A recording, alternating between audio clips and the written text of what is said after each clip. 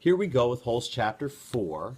Now, we know a little bit about the story. We know they're not a lucky family. We've heard him say wrong place, wrong time. We know that the great-great-grandfather is someone who they kind of jokingly make fun of as being the one who causes them all this bad luck. Stanley's gotten in trouble. We know he's not guilty for whatever he did. We know it has something to do with this invention that his dad is working on. And we know that Stanley is on his way to Camp Green Lake, a camp that's not green or has a lake. And he is being taken in a bus where there's a man with a gun. And they're just now there. Chapter 4. Can't wait. Stanley felt somewhat dazed as the guard unlocked his handcuffs and led him off the bus. He'd been on the bus for over 8 hours. It's like driving to North Carolina, except it is green. And there is a lake, actually, right behind my house. "Be careful," the bus driver said as Stanley walked down the steps. Stanley wasn't sure if the bus driver meant for him to be careful going down the steps or if he was telling him to be careful at Camp Green Lake. "Thanks for the ride," he said. His mouth was dry and his throat hurt. He stepped onto the hard, dry dirt. There was a band of sweat around his wrist where the handcuff had been. The land was barren and desolate. Great words. Again, think setting, time and place. So, obviously, they're at Camp Green Lake, and they're talking about all this wonderful description, and it's barren and desolate. 2 great vocabulary words. Look them up. Think about, use context. Think about what they mean. He could see a few rundown buildings and some tents. Farther away, there was a cabin between 2 tall trees. Those 2 trees were the only plant life he could see. There weren't even weeds. Remember, barren and desolate. Think about that. The guard led Stanley to a small building. A sign on front said, "You are entering Camp Green Lake Juvenile Correction Facility."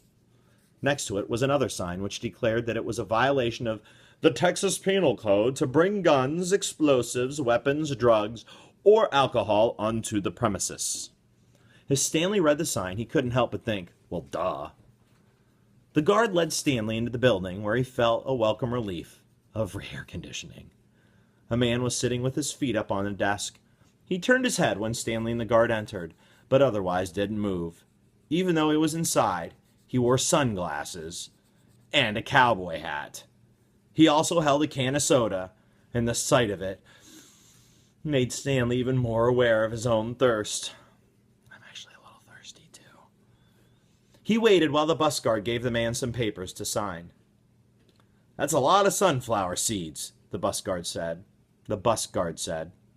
Stanley noticed a burlap sack filled with sunflower seeds on the floor next to the desk. "I quit smoking last month," said the man in the cowboy hat. He had a tattoo of a rattlesnake on his arm, just like me. Not really. He had a tattoo of a rattlesnake on his arm, and as he signed his name, the snake's rattle seemed to wiggle. "I used to smoke a pack a day. Now I eat a sack of these every week." The guard laughed. There must have been a small refrigerator behind the desk, because the man in the cowboy hat produced 2 more cans of soda. For a second, Stanley hoped that one might be for him. But the man gave one to the guard and said the other was for the driver. 9 hours here and now 9 hours back, the guard grumbled. What a day. Stanley thought about the long, miserable bus ride and felt a little sorry for the guard and the bus driver. So here, Stanley, going to kind of jail, is feeling sorry for the bus driver and the guard. Now, they're both characters, but they're not super important characters, so you don't have to add them to your character list. If you already have, you can go ahead and erase them. They're not important. This man with the tattoo, though, you want to pay attention to him. Again, think levels with Stanley. He's going to jail and he feels sorry for the driver and the guard just because they're driving for 18 hours. Well, that's not an awesome thing. They do get to go home and they're free and they can drink soda.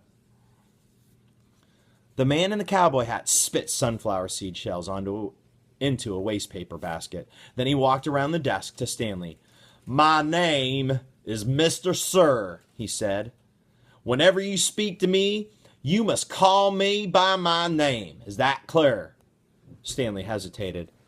Yes, Mr. Sir, he said. though he couldn't imagine that was really the man's name. "You're not in the Girl Scouts anymore," Mr. Sir said. Stanley had to remove his clothes in front of Mr. Sir, who made sure he wasn't hiding anything. He was given 2 sets of clothes and a towel. Each set consisted of a long-sleeve orange jumpsuit, an orange t-shirt, and yellow socks. Stanley wasn't sure if the socks had been yellow originally. He was also given white sneakers and an orange cap, and a canteen made of heavy plastic, which unfortunately was empty. The cap had a piece of cloth sewn on the back of it for neck protection. Stanley got dressed. The clothes smelled like soap. Mr. Sir told him he should wear 1 set to work in and 1 set for relaxation. Laundry was done every 3 days. On that day, his work clothes would be washed. Then the other set would become his work clothes, and he would get clean clothes to wear while resting. So you'd wear the rest clothes for 3 days without washing them, and then wear those same clothes for 3 more days while working, and then wash them.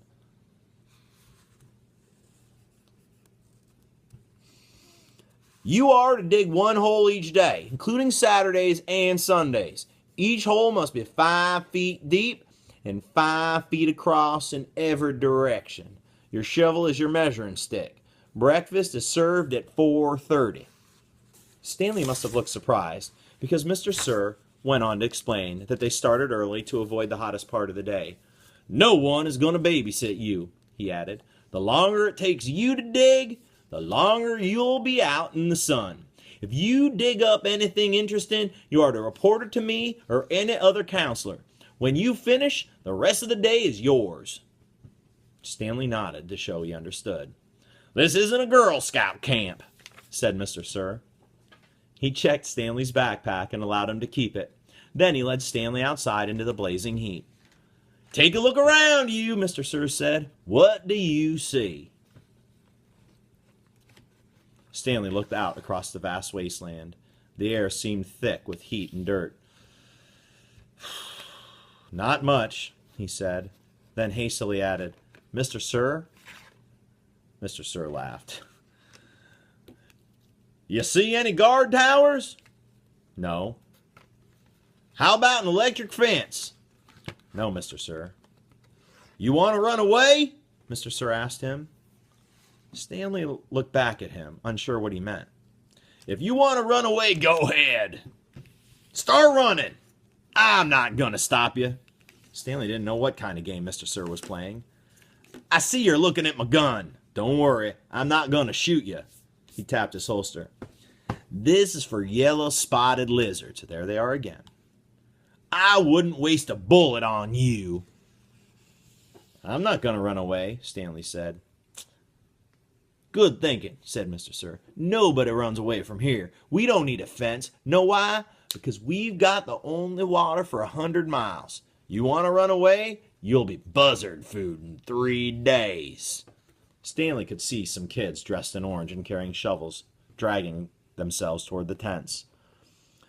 "You thirsty?" asked Mr. Sir. "Yes, Mr. Sir," Stanley said gratefully. "Well, you better get used to it. You're going to be thirsty for the next 18 months. So, not a lot of setting there. We met Mr. Sir. You definitely want to put that down for your characters. He's quite the character. One of my favorite characters. So, we found out what he's got to do. He's got to dig a hole 5 feet around. He measures it with his shovel, 5 feet deep. And they're looking for something, because whenever they find anything, they have to give it to whoever's the counselor there. Doesn't sound like a fun life. We shall find out. Next, chapter 5, coming at you in a little bit.